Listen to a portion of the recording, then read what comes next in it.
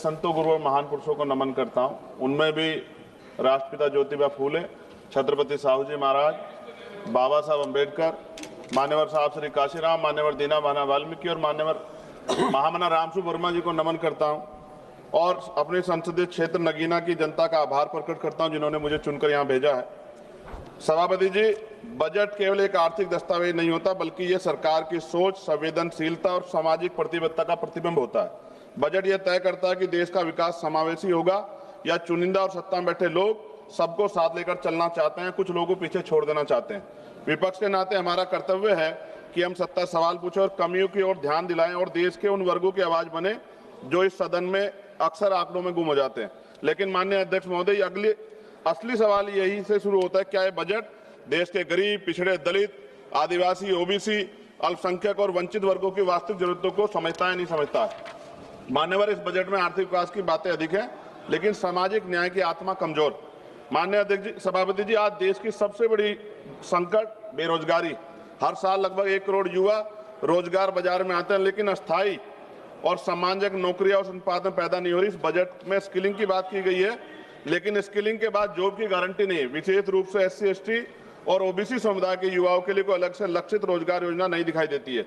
देश की लगभग 45% आबादी जो कृषि पर निर्भर है, जिसमें SC, ST, OBC समुदाय की भागीदारी सबसे अधिक है, लेकिन कृषि और GDP में योगदान 15% से कम किसान की औसत आय अब भी सिर्फ MSP कोई गारंटी सरकार की तरफ से नहीं दी गई है। सभापति जी, महंगाई का सबसे बड़ा असर गरीब, दलित, आदिवासी और पिछड़े वर्ग को पड़ता है। आर्थिक सर्वे के अनुसार शिक्षा व स्वास्थ्य की लागत पिछले 5 वर्षों में 30 से 40% बढ़ी है। खाद्य वस्तु कीमतें गरीब परिवारों की थाली को छोटा कर रही है, लेकिन इस बजट में इन वर्गों के लिए कोई सीधी राहत नहीं दिखाई देती। सभापति जी, SC, ST और OBC वर्ग के मुख्य रूप से सरकारी स्वास्थ्य ये वर्ग है, ये मुख्य रूप से सरकारी स्वास्थ्य व्यवस्था पर निर्भर है, लेकिन भारत आज भी स्वास्थ्य पर GDP का केवल 2% खर्च करता है और ग्रामीण और आदिवासी क्षेत्रों में डॉक्टरों की और अस्पतालों की भारी कमी है। इस बजट में सार्वजनिक स्वास्थ्य ढांचे को मजबूत करने के लिए कोई निर्णायक वित्तीय छलांग नहीं। सभापति जी, शिक्षा के माध्यम जिससे सामाजिक असमानता टूटती है, लेकिन इस बजट में शिक्षा पर खर्च GDP के लगभग 3% के आसपास और SC, ST, OBC के छात्रों की छात्रवृत्ति में देरी और अनिश्चितता बनी हुई है। शिक्षा गरीब परिवारों की पहुंच से बहुत दूर है। यह स्थिति समान अवसरों की अवधारणा को कमजोर करती है। सभापति जी, SC, ST, OBC के कल्याण के लिए सबसे बड़ी जिम्मेदारी राज्यों के पास होती है, लेकिन राज्यों के हिस्से की धनराशि सीमित है। केंद्र द्वारा योजनाओं का बोझ अधिक संघीय ढांचे को कमजोर, सामाजिक न्याय को मजबूत नहीं कर रहा है एट प्रेजेंट टाइम। विपक्ष केवल आलोचना के लिए नहीं। सभापति जी, हम समाधान प्रस्तुत करते हैं। हमारी मांग है SC, ST, OBC के लिए लक्षित रोजगार मिशन चलाया जाए, छात्रवृत्ति को समयबद्ध और कानूनी प्रावधान किया जाए, शिक्षा और स्वास्थ्य पर GDP का न्यूनतम 6% खर्च हो, आरक्षित वर्गों के लिए विशेष उद्यमता और MSME पैकेज दिया जाए, आदिवासी और पिछड़े जिलों को विशेष सामाजिक आर्थिक विकास योजना चलाई जाए। माननीय सभापति जी, ये बजट आर्थिक विकास की तो बात करता है, लेकिन सामाजिक संतुलन और न्याय की भावना कमजोर दिखाई देती है। विपक्ष के नाते हम कहना चाहते हैं कि हम विरोधी नहीं है, लेकिन अब बहिष्करण और उपेक्षा के विरोधी हैं। जब तक SC, ST, OBC और वंचित और विकास की मुख्य धारा में बराबरी में शामिल हो, तब तक विकसित भारत का सपना अधूरा है। सभापति जी, सरकार 100 स्मार्ट सिटी की बात कर रही थी, लेकिन आज भी भारत में सफाई कर्मचारी, संविदा कर्मी गटर में उतरता है सर। और मैं सरकार से पूछना चाहता हूं, चांद पर पहुंच गए, लेकिन अपने भाइयों की सुरक्षा और तकनीकी मशीनें उनको क्यों नहीं उपलब्ध करा पाए? प्रमोशन में रिजर्वेशन SC, ST, OBC कर्मचारियों को नहीं मिल रहा है और पुरानी पेंशन सर मिलनी चाहिए, उस पर सरकार ने कोई जवाब नहीं दिया है।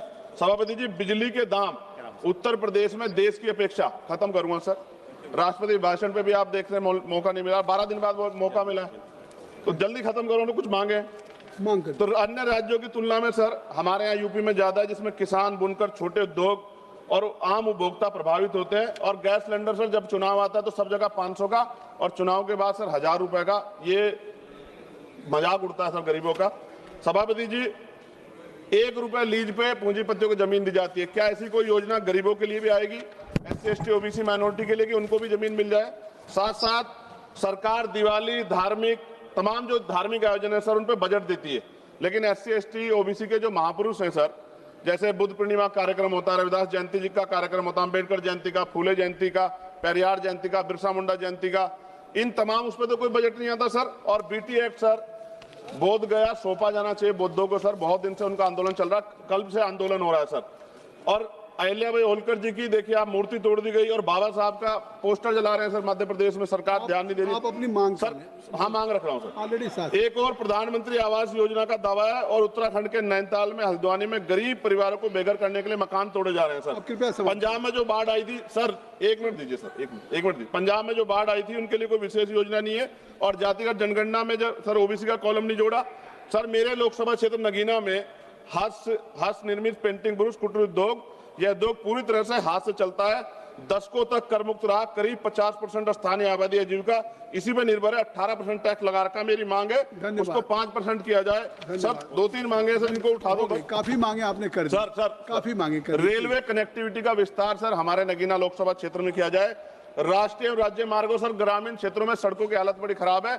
जिला अस्पताल सर, वहां IIT IIM और एयरपोर्ट बने, इसकी मांग हमने पिछली बार भी उठाई थी सर। अंत में लघु उद्योग सर, MSME का कोई प्रोजेक्ट जो ऐसा लगता है जैसे हम विपक्ष के लोग हैं तो हमारे लिए कोई योजना हमारे क्षेत्रों के लिए नहीं होगी सर। सबका साथ, और सबका कौशल विकास सर, युवाओं के लिए आधुनिक स्किल डेवलपमेंट सेंटर स्थापित किया जाए मेरे क्षेत्र में। लोकतंत्र की ताकत सवाल पूछने में है और संसद की गरिमा कमजोरी की आवाज उठाने में। मैं सर अंत में कहना चाहता हूं SC ST OBC पे अन्याय कब रुकेगा? श्री कल्याण बनर्जी सर, हो गई। the union budget of 2026